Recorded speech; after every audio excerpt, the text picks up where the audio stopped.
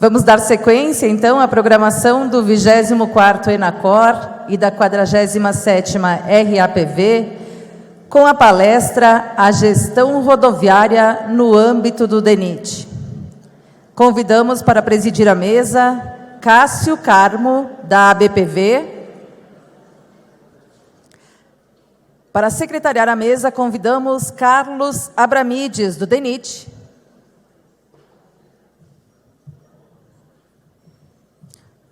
Ou então o Mário Sérgio de Souza Almeida, do DENIT. Carlos está aí? Então, Carlos.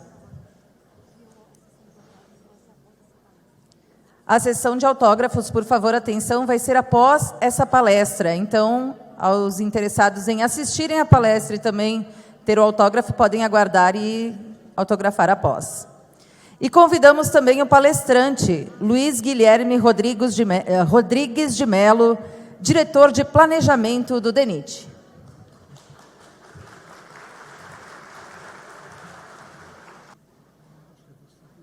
Pode ser, não tem problema. Olá, boa tarde a todos. É um prazer estar aqui presidindo essa mesa tão ilustre, com o Dr. Luiz Guilherme aqui do meu lado. Antes da gente começar,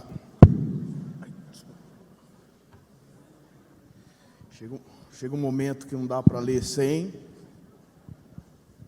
Então, eu vou ler um currículo resumido do Dr. Luiz Guilherme, porque, caso contrário, a gente teria que ficar aqui 1 hora só lendo o currículo dele. Então, o Dr. Luiz Guilherme é engenheiro civil pela Universidade Federal de Juiz de Fora, em 1999, possui mestrado em geotecnia pela Universidade de Brasília em 2001, quando trabalhou com melhoramento de solos, e doutorado em geotecnia pela Universidade de Brasília em 2008, com estágio no Arizona State University. Possui pós-doutorado pelo Programa de Pós-Graduação em Geotecnia da Universidade de Brasília em 2016. Foi diretor de infraestrutura rodoviária do DENIT, participou como membro representante do DENIT da World Road Association, foi assessor técnico da Diretoria de Planejamento da Empresa de Planejamento e Logística, EPL. Atualmente é diretor de Planejamento e Pesquisa do DENIT.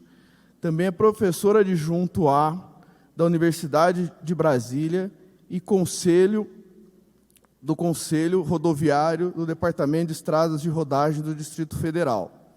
Como representante do Brasil IRAP, conduziu o DENIT ao prêmio Five Star Wars, foi agraciado com as medalhas da Ordem do Mérito Militar e do Pacificador pelo Exército Brasileiro, honra rodoviária do DRDF, mérito Comendador Henrique Alfred, acho que eu falei certo, da Prefeitura Municipal de Juiz de Fora, Minas Gerais, mérito Mauá do Ministério da Infraestrutura. Dr. Luiz Guilherme, a palavra é sua.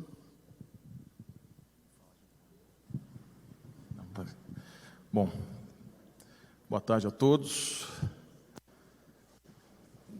Primeiro, eu gostaria de agradecer à organização do evento pelo convite. É uma honra estar aqui presencialmente, com todos vocês, e agradecer ao Estado do Rio Grande do Sul, pela sempre excelente acolhida que nós temos aqui. É sempre bom falar, e acho que mostrar o que a gente faz, o general Santos Filhos e o Dr. Euclides já mostraram um pouquinho do que nós fazemos no DENIT, e eu vou complementar um pouco a fala com um pouco do que nós fazemos na Diretoria de Planejamento e Pesquisa. Mas, antes disso, já que a gente está logo na sequência aí do lançamento do livro, sem pedir autorização ainda aos meus diretores que estão aqui, mas eu acho que a gente vai fazer um esforço para que a gente consiga ter os livros fisicamente disponibilizados a todos vocês.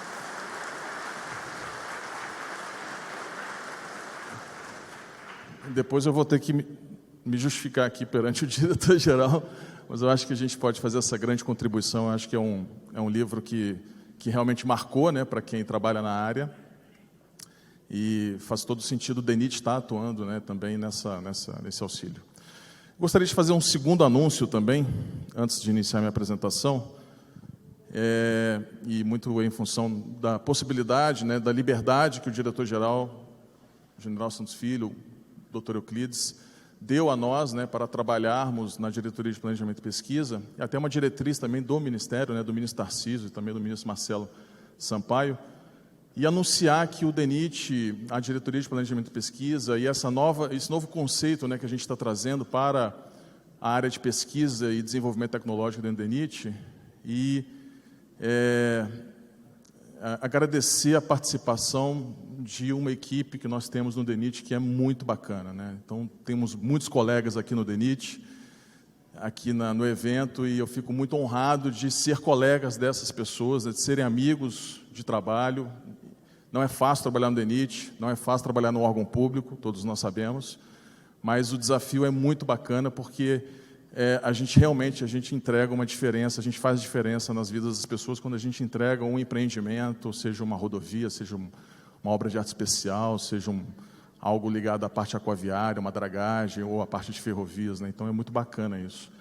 E para que a gente consiga compartilhar e trocar essas experiências entre nós, né, não num ambiente científico, né, mas mais ligado à prática, nós decidimos criar a nossa revista do DENIT. Então, já temos o primeiro exemplar, é um exemplar de inauguração dessa vertente que a gente quer trazer para o DENIT. É a revista número 1 do DENIT, do que nós chamamos de Escola Nacional de Infraestrutura, agora dentro da autarquia. Essa revista ela vai ser uma revista que vai ter a capacidade da gente permitir que os nossos técnicos, os técnicos de diferentes entidades, possam contribuir com experiências do dia a dia, né, na engenharia rodoviária, para que a gente consiga, não só rodoviária, né, na engenharia rodoviária, aquaviária e ferroviária, mas que a gente possa compartilhar essas experiências, né, e não só em temas ligados à pavimentação também, né, a gente tem aqui já trabalhos ligados à área ambiental, trabalhos ligados à área até meio, né, que também a gente tem que agradecer muito o pessoal que trabalha conosco, né, no ambiente de um órgão público. Então, a gente tem uma coletânea de trabalhos que a gente vai querer sempre ter à disposição de todos, né? Uma troca de experiência, um local onde a gente possa compartilhar uma ideia, um trabalho que a gente fez no nosso âmbito, regionalmente, mas que possa ser algo que também vai ajudar outros colegas desse país tão grande que nós temos. Então, gostaria de anunciar que nós temos a nossa primeira revista em Infra, e ela será tiragem anual. Todo ano a gente vai ter uma revista, vamos ter um conselho editorial, né, temos uma instrução normativa dentro do DENIT que vai regulamentar, né, como vai ser a publicação dos artigos. Já temos aqui 13 artigos técnicos, muitos servidores do DENIT contribuíram para que a gente conseguisse montar esse volume, não foi fácil, mas temos trabalhos aqui de grandíssima qualidade. Entendo que vai ser uma excelente oportunidade para que a gente possa ter um local, né, de divulgar o nosso trabalho. Então, gostaria de agradecer aos nossos colegas servidores, agradecer ao general, Dr. Euclides, que permitiram que a gente construísse essa primeira vitória aqui dentro. E, em breve, ela estará no site do DENIT, online, em PDF, mas a gente vai também imprimir alguns exemplares para a gente fazer uma distribuição em diferentes órgãos, né, para que a gente tenha isso para todos nós. Bom, após esse anúncio, tem um segundo anúncio que eu vou falar, que o Flamengo vai ser campeão da Libertadores, mas isso deixa para depois. Vamos falar um pouquinho da gestão rodoviária do DENIT. Lá nós, na Diretoria de Planejamento e Pesquisa, a gente tem um trabalho complexo, né, mas muito ousado. E falando de gestão, né, de orçamentário, o general até falou das dificuldades orçamentárias que nós temos, e de fato isso é um limitador, né? Eu gosto muito dessa figura eu tirei de um livro do Comitê Econômico para a América Latina das Nações Unidas, e ele indica bastante o que a gente de fato vive no país, e não é só no Brasil, tá? Isso acontece em diferentes países. Inclusive, esse livro ele indica até a forma como a América Latina funciona também, né? Então, aqui a gente tem, né, todo o nosso OGU, né, os usuários pagadores de impostos, e alguém vai decidir para onde que vai o dinheiro, né? Então, a gente vai para segurança, educação, né, defesa, né, subsídios, né? Então, tem uma série de destinos, né, desse recurso, dessa grande sacola de dinheiro. E a gente tem um pouquinho ali caindo, né, na área de manutenção ali, ó, bem pouquinho, né, aquela saída, né, de recursos para manutenção de rodovias, e é mais ou menos isso que a gente experimenta, né, que a gente sente. E por que eu estou falando isso? Porque isso é uma decisão política. Essa é uma decisão de política pública. Tá? A gente está sofrendo, mas por uma decisão de política pública, né? Então, a gente tem que brigar para que essa decisão de política pública entenda que o investimento em manutenção de rodovia é importante. A gente tem que ter uma visão de Estado nesse cenário, né? Porque o que nós enxergamos, né, no dia a dia, nós usuários de rodovias, é justamente isso, né? Essa variação ao longo dos anos da qualidade da malha rodoviária, né? Esse é um levantamento que o DENIT faz anualmente, né, da condição superficial, né, o índice de condição da superfície, e dá para perceber bem o impacto que traz alguns programas, né? Então, a gente consegue enxergar quando, de fato, a gente tem uma grande preocupação do governo federal em relação ao investimento em infraestrutura. Então, importante mostrar que, a depender do programa, a gente tem um reflexo muito rápido na qualidade da malha, né? Mas que a gente tem que manter isso de forma pragmática, né? De forma constante, perene, e isso é importante a gente garantir, né? Eu acompanho essa questão de investimento de manutenção já há bastante tempo dentro da autarquia, e eu colacionei alguns dados históricos, inclusive, né? Desde 95 aqui eu tenho informações coletadas na bibliografia, e a gente percebe uma clara relação entre investimento e qualidade da malha, né? Então, para nós é óbvio, e o que nós estamos enxergando agora com grande preocupação é que nos últimos anos o investimento vem caindo fortemente, e agora a gente está percebendo uma deterioração da malha também muito forte, né? Esse aqui é um gráfico que relaciona investimento com percentual ruim e irregular da nossa malha, né?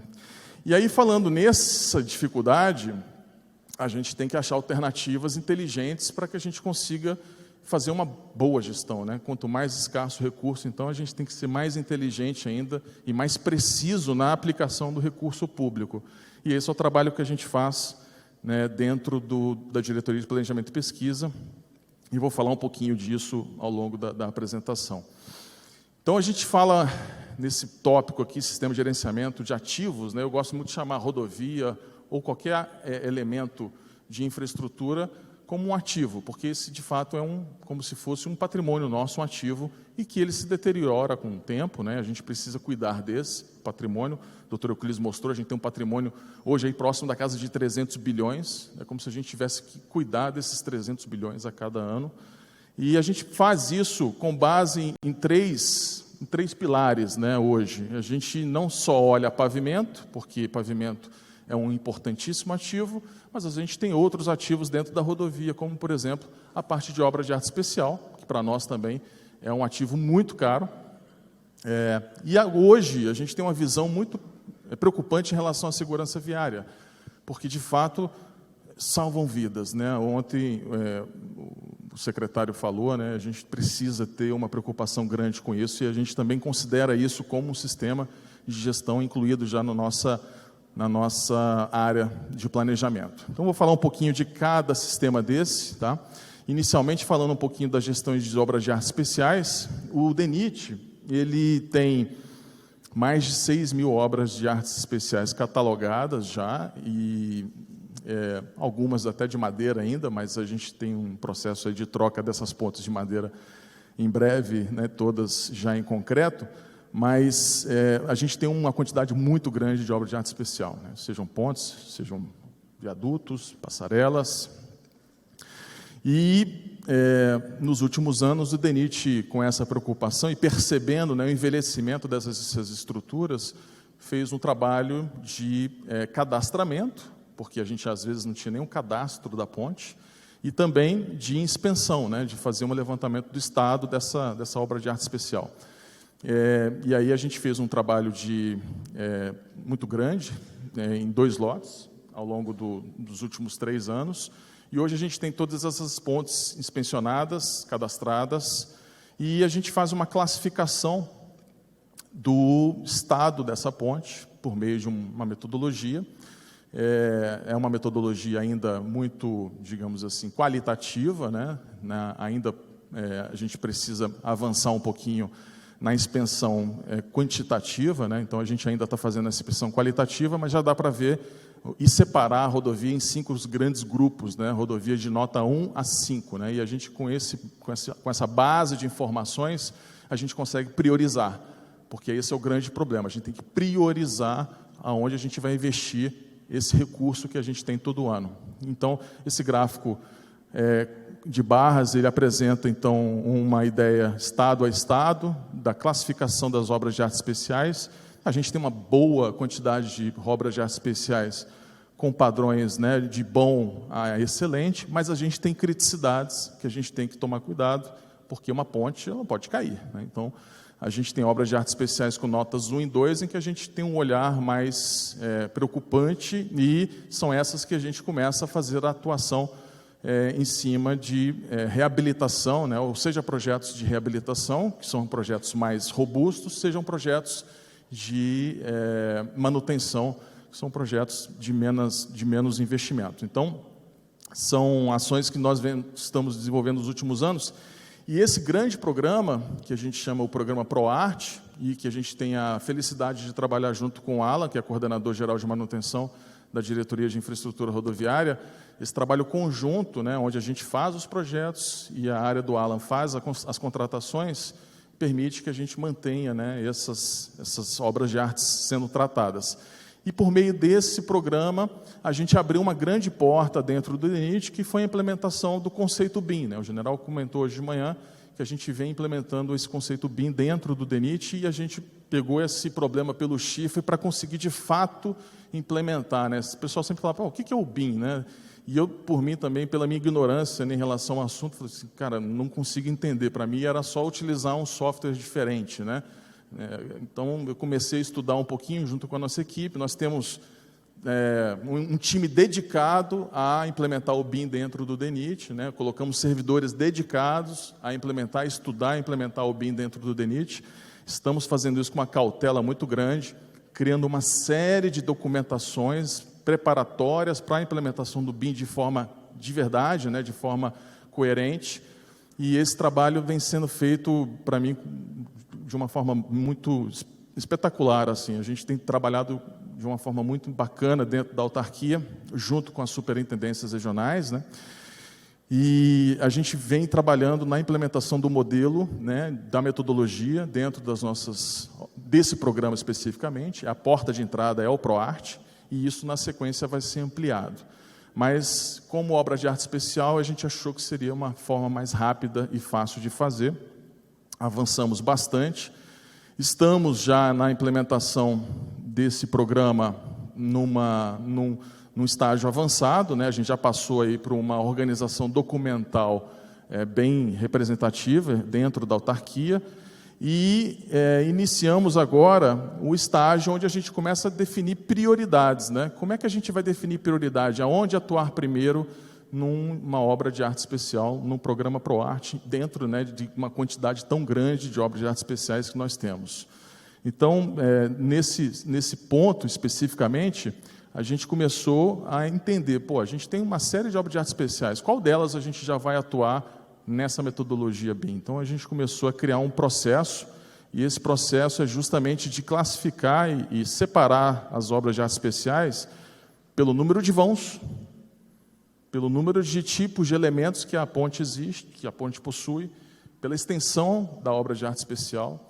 A gente pesa isso, pondera e cria uma nota, né? E dentro desse ambiente, né, dessa quantidade de obra de arte especial, as pontes com as maiores notas são aquelas pontes onde nós vamos atuar com a metodologia BIM. Nós escolhemos as pontes onde nós vamos atuar com a metodologia BIM. Criamos uma instrução interna para que a gente consiga fazer isso, e não foi combinado, mas a primeira obra de arte especial que nós licitamos com o projeto BIM é uma ponte aqui no Rio Grande do Sul, na BR-290, acredito que chama Arroio Bossoroca, se não estou errado, o Iratã, superintendente, aqui me corrige, e é a primeira obra que a gente licitou, já contratando, lá no anexo do edital, quem quiser, tiver curiosidade, entra no site do DENIT, vai ter lá no anexo o requisito, o caderno de requisito BIM, onde a gente vai ter tudo detalhado que o projetista ele é obrigado a entregar para nós. Tá?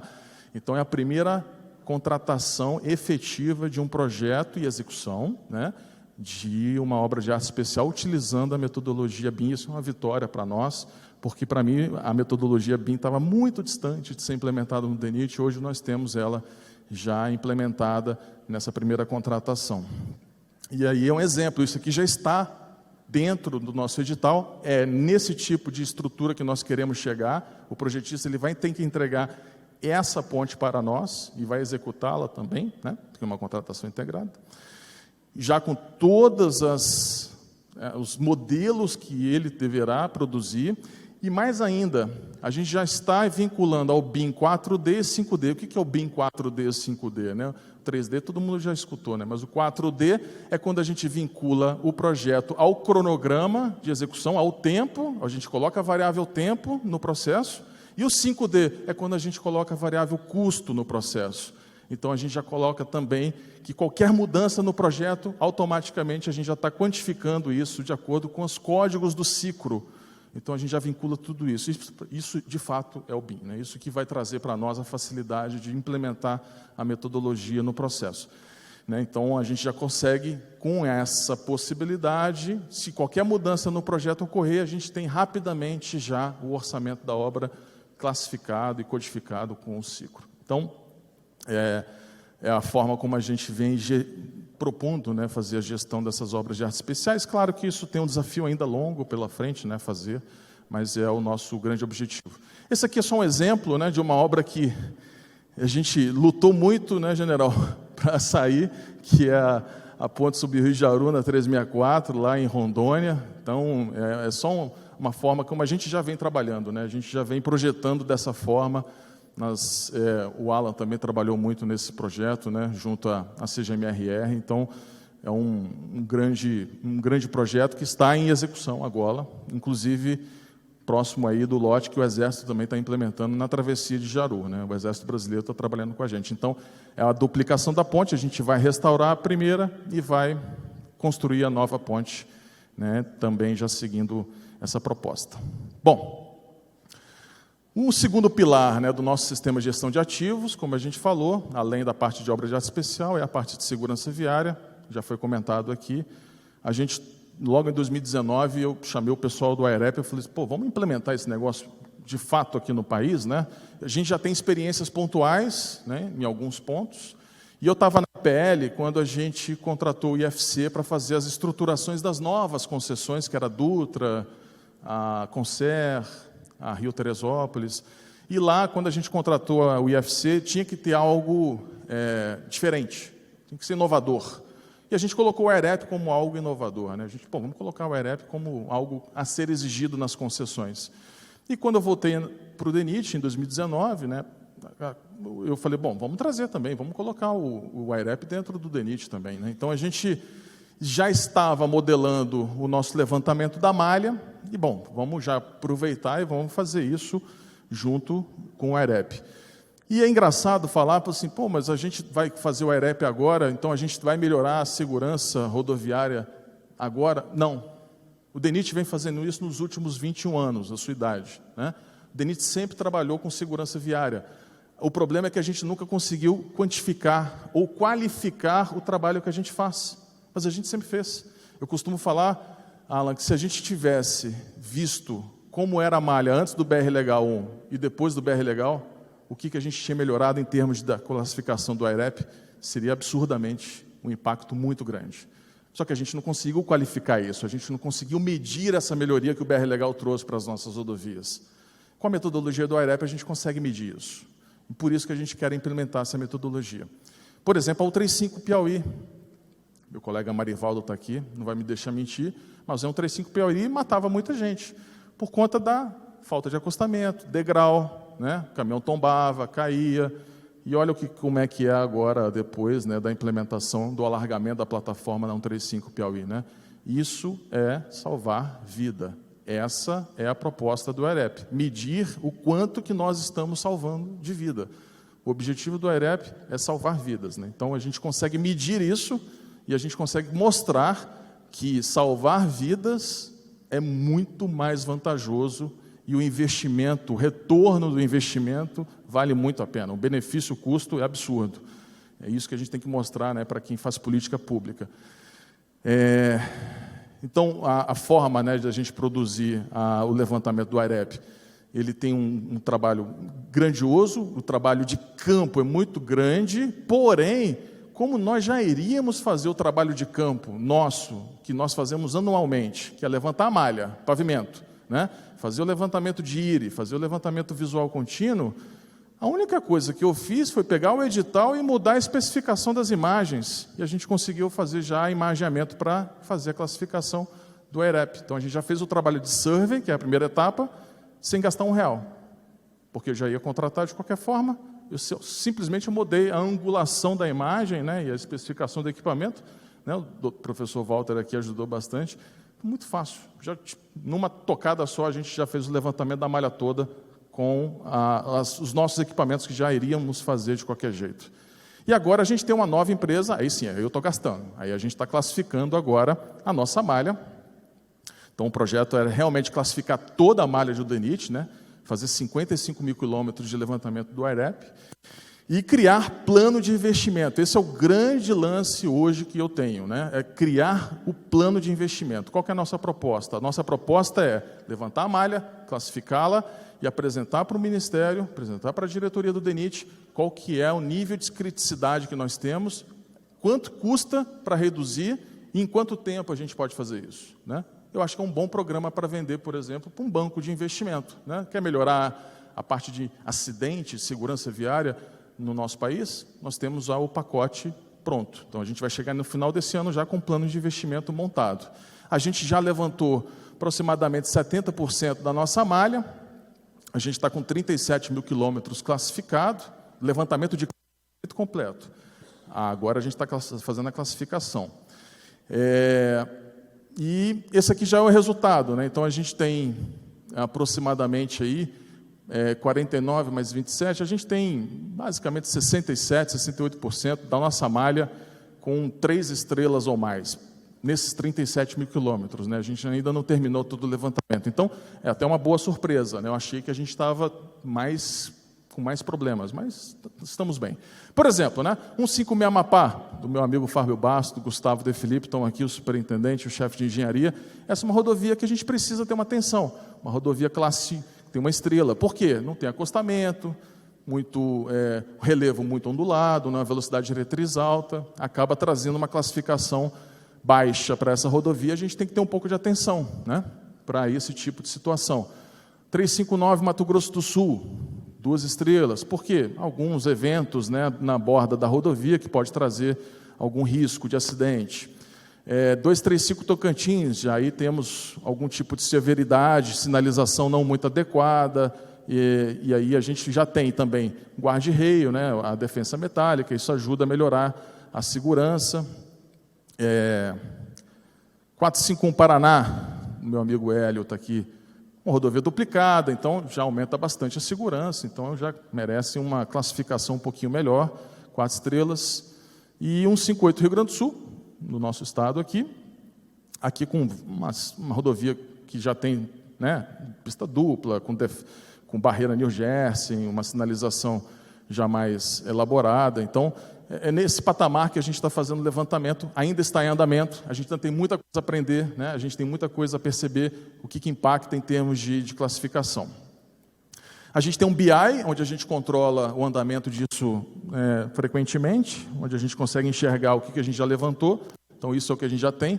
Percebam que ainda falta Bahia, Piauí, Maranhão, alguns estados ainda faltam, mas a gente vai avançando. E o bacana do AEREP é que não é só veículo, né? É veículo, a percepção do veículo, percepção do motociclista, percepção do pedestre e do ciclista, né? São 4 visões que permitem classificar a rodovia em termos de segurança viária, né? E algumas conclusões já estão sendo tiradas e é um trabalho que a gente vem fazendo. Próximas etapas, então, é criar um plano de investimento para que a gente consiga propor a política pública em relação ao que a gente pretende fazer em termos de reduzir acidentes, na verdade, no fundo, salvar vidas, né? Esse é o objetivo do AIREP. Diferentemente de um programa reativo, que é onde tem acidente, você vai lá e conserta, o AIREP ele tem uma proposição bacana. Pela característica da rodovia, aqui pode acontecer o acidente, pode morrer uma pessoa, então vamos atuar com uma contramedida para salvar essa pessoa, né? É o conceito de rodovias que perdoam.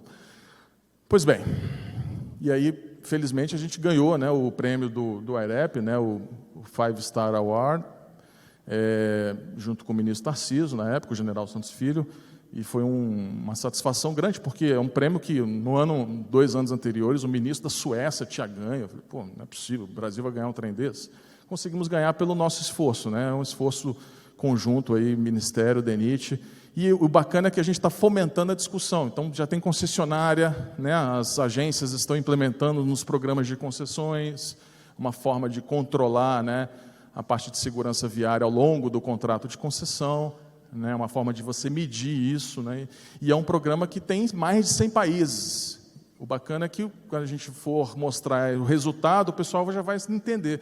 Pô, no Brasil, as rodovias têm X% de classe 3 estrelas. É uma homogeneidade de informação, assim como o IRI é, né? No mundo todo mundo sabe o que é IRI. A classe 3 estrelas, 4 estrelas do AIREP também todo mundo sabe, todo mundo entende, né? Essa globalização da informação ela vai ajudar bastante.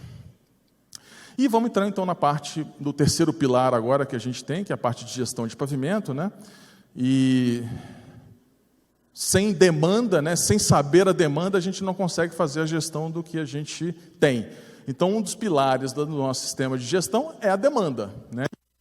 A gente controla pelo nosso Plano Nacional de Contagem de Tráfego. A gente tem um planejamento já, é o segundo grande levantamento de contagem de tráfego que nós temos. Nós temos mais de 300 postos instalados, né? Na verdade, a gente tem que chegar a 350, mas tem uns 30 aí que não estão funcionando, ou não terminaram de implantar, espalhados ao longo do Brasil.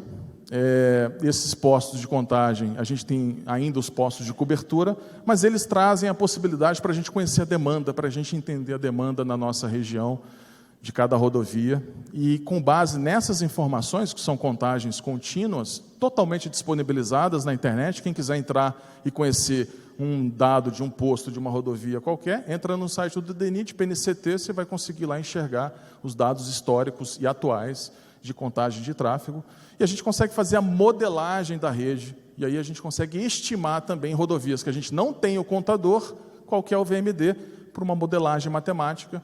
Nós fizemos uma parceria com a COP para construir essa modelagem matemática, e hoje essa modelagem matemática já está internalizada dentro do DENIT, e a gente consegue enxergar, então, a estimativa de VMDA, SNV por SNV, né, em sentido A, B, C, então a gente consegue ter uma informação que é a base para que a gente consiga fazer a gestão da nossa malha. A outra base é a condição de fato do pavimento, e a gente faz levantamento anual, né, de IRI, levantamento visual contínuo, com as nossas parceiras, o Dr. Paulo está aqui, o contrato com a Danatest também, e o contrato com a Pavecis também. A gente tem 3 contratos fazendo levantamento da nossa malha, equipamentos que estão aí demonstrados, né, das empresas, e que fazem um trabalho muito bacana conosco. A gente consegue fazer, todo ano a gente calibra eles, né, na 251 ali, dá uma homogeneizada e libera a turma para ir para o campo. Hoje eles estão no campo já fazendo o levantamento do ano de 2022. Em 2023, a gente termina essa leva desse contrato, dos 4 anos que nós contratamos. Eu escolhi, além de fazer o funcional, esse ano, esse contrato, a gente escolheu fazer também deflectometria, porque havia muito tempo que o DENIT não fazia uma grande campanha de análise deflectométrica da sua malha. Então, escolhemos fazer a deflectometria, fizemos uns 51 mil quilômetros, 52 mil quilômetros aproximadamente, com os FWDs das empresas, fizemos mais de 250 mil pontos de FWD, 200 a 200 metros. Então, hoje a gente tem funcional, IRI LVC, trilho de roda, e a gente tem deflectometria da nossa malha. Então, eu tenho uma informação riquíssima dentro do DENIT, né? A gente tem um banco de informações hoje muito robusto. Isso tudo vai ser subsídio para nosso próximo processo. Então, falando um pouquinho da gerência de pavimento, né? Não vou entrar no conceito aqui, não, mas o que a gente está fazendo é reformular o nosso sistema de gerenciamento de pavimento, né? A gente está reconstruindo ele, né? A gente está reconstruindo a forma de avaliar, né? A gente está incluindo agora os dados deflectométricos, a gente está reconstruindo o nosso banco de dados, a gente está reconstruindo o nosso esquema de análise. Eu estou chamando de esquema de análise porque a gente tem alguns conceitos, né? A gente tem o catálogo, a gente tem a árvore de decisões, né? A gente está redesenhando isso, os critérios de decisão e a implementação, né? Então, a ideia agora é ter todas as informações levantadas, demandas, para o novo sistema de gerenciamento de pavimento e aí criar um bom plano de investimento com mais segurança. E, para isso, a gente está reformulando, trazendo os conceitos novos, a gente está começando a olhar conceitos que, em tese, a gente não usava, como, por exemplo, PCI, né? PSI, e a própria bacia, né? A parte estrutural. Então, a gente está mudando um pouquinho isso. A gente está começando a criar dentro um projeto de construir as nossas árvores de decisões, para que a gente consiga, já num sistema único, já sair com as decisões ou com as soluções de manutenção de uma forma mais robusta, né? Em vez de usar um catálogo de soluções, trazendo um pouquinho mais de inteligência e teoria dentro dos conceitos. Então, a gente está construindo algumas árvores de decisões e mudando um pouquinho a forma, né, como a gente fazia. A gente era muito pautado pelo HDM e a gente está enxergando abrindo os nossos horizontes, né? O HDM é uma ferramenta muito bacana, mas a gente está abrindo os nossos horizontes para outras regras, né? Ou para outros conceitos. Então, não necessariamente precisaríamos usar o HDM. A gente pode roubar um pouquinho da teoria e colocar isso tudo de um sistema único, né? Para que a gente não utilize 2, 3 sistemas, para que a gente tenha as soluções indicadas e, consequentemente, o plano de investimento. A expectativa nossa, né, a gente conseguir uma melhoria na avaliação, a detecção mais assertiva da necessidade de manutenção e mais rápida, né, para a gente gerar os planos plurianuais de investimentos e ter uma mais assertividade no plano, na previsão de desempenho, né? Eu estava falando no evento da semana passada que eu me incomodo muito, né, com a demora nas soluções de manutenção, né, nos projetos, isso me incomoda bastante. E esse é o objetivo, a gente ter mais assertividade nisso, né? Então, a ideia é ter a detecção mais rápida dos novos levantamentos de campo, a possibilidade de a gente criar procedimentos, a recalibração dos nossos modelos de previsão de desempenho, novos normativos, a melhoria do PNMR, que foi falado hoje de manhã, e garantir essa máxima eficácia, né? E olhando essa assertividade, onde tentar acertar mais rápido, né, a solução a ser proposta no plano de investimento, a gente foi buscar novos horizontes também, né? E eu trouxe na semana passada o grande César Queiroz, que foi o nosso mestre do IPR na época do DNR, né? Hoje ele é consultor do Banco Mundial. Trouxemos ele na semana passada para falar um pouquinho de financiamento de manutenção e trouxemos o professor Gerardo Flinch, da Virginia Tech, dos Estados Unidos, e ele é mais especializado numa nova tecnologia que está chegando, que eu vou mostrar aqui. E na apresentação dele, eu roubei esse slide dele, né? Na apresentação dele, ele já fala o seguinte: olha, no nível de rede, o pessoal já está utilizando, além, né, dos dados de funcionalidade, mas também dados de deflectometria, para você ter, ainda em nível de rede, uma maior assertividade na solução. A deflectometria passa a ser importante. Por quê? Porque, às vezes você está passando num pavimento que visualmente está bom, então os índices funcionais vão estar todos ok, mas estruturalmente não está bacana, né? Às vezes por uma manutenção agressiva ali, constante, e está escondendo um grande problema estrutural, como nessa figura que eu roubei também dele, né? Então, um segmento com uma boa serventia superficial, mas com problemas estruturais. E se falhar a manutenção, a estrutura vai colapsar rapidamente. Então, para a gente enxergar isso, não dá só para fazer levantamento funcional, tem que fazer o deflectométrico também. E se a gente faz isso descasado, isso também pode trazer um problema. E como fazer junto, né? Então, a gente foi lá na França, agora, recentemente, a gente foi em Nantes, num congresso. Esse é um vídeo, não sei se eu consigo apertar aqui, ele vai passar? Vai, bom.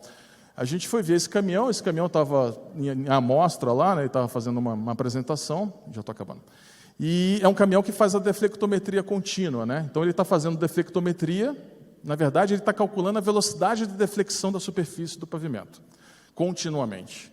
Né? E nós andamos no caminhão para entender um pouquinho, né, as suas limitações e o que ele se propõe a fazer. Né? Então, essa aí é a operação do caminhão. Aqui ele está lendo a velocidade de deflexão da superfície continuamente. Tá? Em vez da gente fazer FWD de 200 metros parado, e que a gente já teve acidente agora recentemente no FWD que a gente contratou, a FWD acabou, né? A carreta veio, atropelou a FWD, a gente já aumenta a segurança de levantamento e mais, a gente maximiza a produção de levantamento na nossa malha, né? Então a gente vai conseguir fazer um levantamento na nossa malha de uma forma bem mais rápida, barata e com segurança. E com muito mais informação. Por quê? Porque a gente vai contratar, acabamos de assinar contrato, segunda-feira publicou o contrato, contratamos essa empresa, ela vai prestar um serviço para a gente de levantamento com o sistema que ele chama de iPave, né? O Intelligent Pavement Assessment Vehicle, que é um veículo que, além de fazer o levantamento funcional completo, trilha de roda, IRI, área trincada, como a gente nunca teve, porque ele vai pegar a macrotextura e a área trincada com o Pave Scan, já está embutido no caminhão, e, além disso, a deflectometria contínua da nossa malha. A gente contratou 13 mil quilômetros, e essa empresa vai trazer o caminhão. Em outubro ele estará andando no Brasil, ao longo de 3 meses, fazendo esses 13 mil quilômetros. Então, para nós vai ser uma grande oportunidade de conhecermos de uma forma diferente como levantar pavimento. Muito provavelmente a gente vai ter uma nova especificação de levantamento das nossas rodovias, e a gente já vai fazer integrado, funcional e estrutural ao mesmo tempo, né? E entender um pouquinho melhor a condição do nosso pavimento, ter mais assertividade na solução, conseguir acertar mais no planejamento orçamentário e, consequentemente, acertar de forma mais inteligente e utilizar melhor o pouco recurso que nós temos em manutenção. Então, esse é o objetivo final. Vocês podem perceber que a quantidade de informação é muito grande, né? Tá, esse é o caminhão que vai chegar, tá? Esse é o caminhão.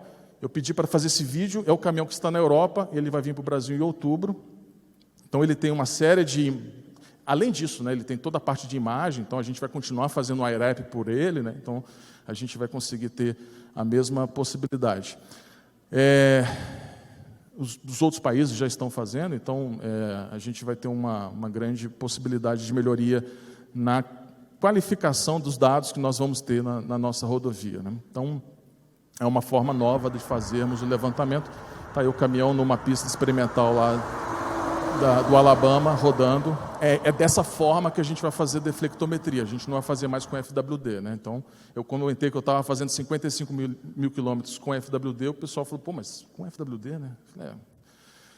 Pois bem, esse é o caminho, né, que a gente vai fazer com o caminhão. O caminhão ainda proposto, tá? Não está batido o martelo não, mas é mais ou menos isso que a gente vai passear para o Brasil. Infelizmente, a proposta não é chegar aqui no sul, mas vocês estão mais do que convidados para ir mais ao norte do país para acompanhar o veículo trafegando. A ideia é, em cada estado, a gente fazer uma apresentação.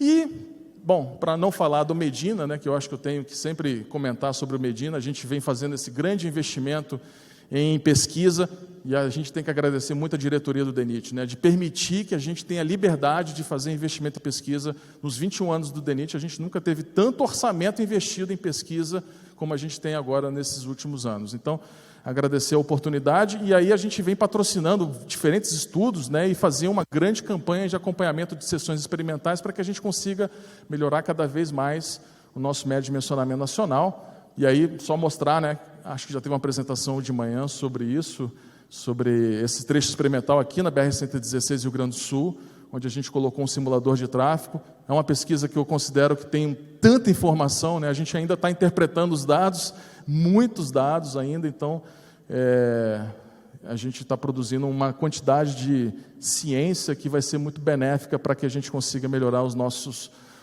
processos, né, os nossos métodos de dimensionamento. Aqui está a pista já toda fissurada, né, e o FWD batendo no pavimento. E aí eu mandei também fazer as trincheiras, né, para a gente enxergar um pouquinho o que acontece na estrutura do pavimento, tira a amostra, leva para o laboratório. Vamos fazer uma campanha de ensaios, como eu acho que muito tempo a gente não tinha em trecho experimental. Agradecer ao Exército Brasileiro, o General Veloso, que está aqui no comando das obras, que permitiram a gente fazer esse experimento também muito bacana, e também ao professor David Luciano, de Santa Maria, professor Ed, que também está trabalhando, junto com o pessoal da UNB, nesse projeto tão bacana. Então, era isso que eu gostaria de apresentar. Eu agradeço e fico à disposição aí para tirar eventuais dúvidas.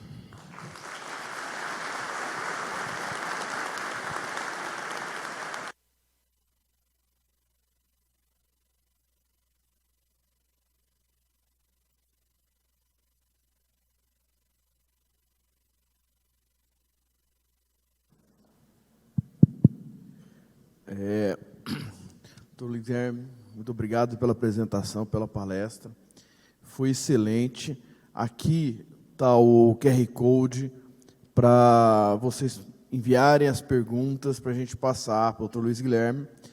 As perguntas que não derem tempo de responder, nós vamos encaminhar o doutor Luiz Guilherme para ele poder responder a todos. Com certeza ninguém vai ficar sem resposta à sua pergunta.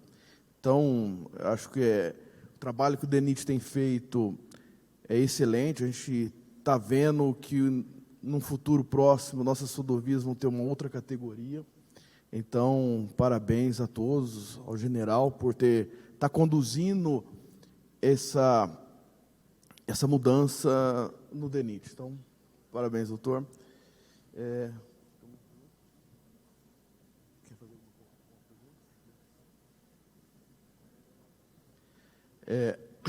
Alguém tem alguma pergunta para mandar?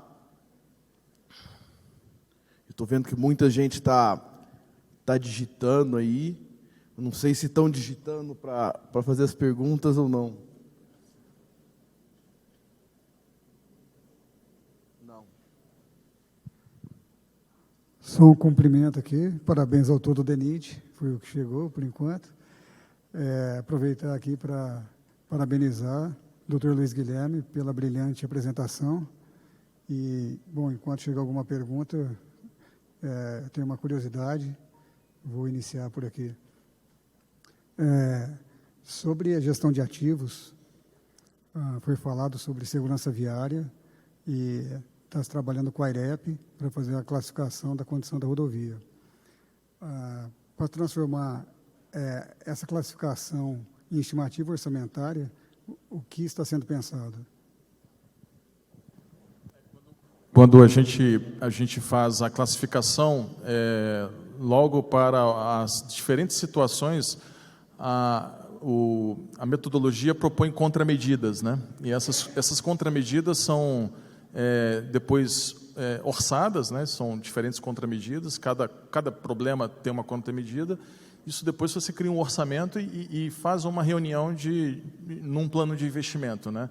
E isso você já vê o impacto em relação à melhoria da classificação por estrelas e, consequentemente, também ao número de vidas salvas, né? No fundo, o produto é esse, o número de vidas salvas. E aí você consegue fazer até essa relação de benefício-custo, né? Porque a gente consegue fazer uma avaliação da viabilidade do investimento na segurança viária pelo número de vidas que nós salvamos em função da possibilidade do acidente que poderia ocorrer naquela rodovia. Perfeito, obrigado, Luiz. Chegaram algumas perguntas aqui. A primeira, eu gostaria de saber quais as novas fases de implementação do BIM no DENIT, após o PROARTE. Bom, as próximas fases de implementação no BIM no DENIT após o PROARTE. A ideia é sempre caminhar para os projetos e obras rodoviárias, né? Aí não só na parte de obra de arte especial, mas também na própria rodovia. Mas isso é um aprendizado que ainda, digamos assim, está um pouco distante, né? A gente quer maturar bastante o BIM no ProArt, ver as dificuldades que nós temos, para depois avançar para outros tipos de infraestrutura. Mas, no momento, o primeiro é o projeto ProArt, que é um projeto piloto, inclusive, validado pelo Ministério da Infraestrutura no âmbito do decreto presidencial. Mas, claro, na sequência, a gente avançar nos outros tipos de infraestrutura que nós fazemos. Rodrigo Malins, Ecoplan Engenharia. O novo equipamento de medir deflexões será utilizado somente em nível gerencial ou o uso do FWD tende a ser descontinuado? Não, assim, eu acredito que a questão do FWD ela vai continuar, né? O FWD, ele, claro, sempre vai existir para nível de projeto, né? A gente não tem a curto prazo, né, o uso desse tipo de veículo que é nível de rede para nível de projeto. Então, a questão estrutural, a avaliação por FWD para nível de projeto, ela vai continuar. Ela por enquanto, não há mudança nesse sentido, não.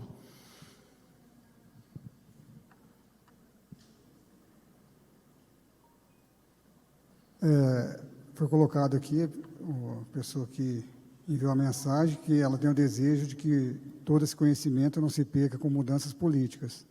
E aí ela pergunta como preservar este trabalho para que não se perca essa memória. Bom, essa é uma boa pergunta. E aí eu até vou olhar aqui para os meus colegas servidores, né? Esse tipo de medo, né, de que, isso para uma eventual mudança política isso se perca. Eu acho que os nossos colegas servidores não vão deixar isso acontecer. Eu tenho certeza que os servidores do DENIT não vão deixar isso acontecer. A gente não vai dar um passo atrás. Então, eu não tenho esse receio. Eu achei que eu estou chegando naquele ponto que o professor Jorge um dia me falou, o ponto de não retorno, né? Acho que a gente não vai voltar atrás. Assim, né, não gostaria de acreditar nisso, né, mas pela equipe que a gente conhece, que a gente tem dentro do DENIT, assim, o pessoal está muito empolgado, né, o general está liderando essa equipe aí e acredito que os próprios servidores não vão deixar isso acontecer, assim como os próprios servidores do DAER também, como foi colocado aqui, né, é sempre avançar, né, é muito difícil a gente voltar atrás. Então, acho que a gente não vai deixar isso acontecer, não. Eu tenho certeza que essa memória ela vai continuar aí, claro, com novos gestores, mas sempre nessa direção. O Mário Sérgio, do DENIT da Bahia, pergunta se tem alguma correlação entre a deflectometria contínua com o caminhão e o FWD. Boa pergunta. A comparação do FWD com o caminhão de deflectometria, na verdade, né, de análise da velocidade da deflexão contínua. Sim, existem diversos relatórios já sendo produzidos com essa comparação, né, entre deflectometria contínua, né, ou análise da velocidade de deflexão e com o FWD, né, e tem, assim, são formas diferentes de levantar, obviamente, então, mas eu acredito que tem objetivos diferentes também, né, o FWD, para mim, ele vai ficar sempre nesse nível de projeto. Eu acho que a gente vai começar a olhar esse tipo de levantamento contínuo mais para nível de rede, para a gente separar onde tem problema do que a gente consegue atuar rapidamente, para ser uma rápida decisão, né, para a gente tomar uma rápida decisão no âmbito gerencial. Mas existem diversos estudos que estão comparando, né, alguns, inclusive, muito bons, assim, até com muita proximidade. E, além disso, né, não é só pavimento flexível, tá, pessoal? Esse caminhão atua, inclusive, em pavimento rígido, né? Agora que a gente falou de alguns temas aí de pavimento rígido, porque esse caminhão, a precisão dele é tão grande que ele consegue perceber a classificação das juntas, da sanidade da junta. Se a barra de transferência está atuando de forma adequada ou não, ele já consegue rapidamente, a 80 km por hora, fazer essa separação.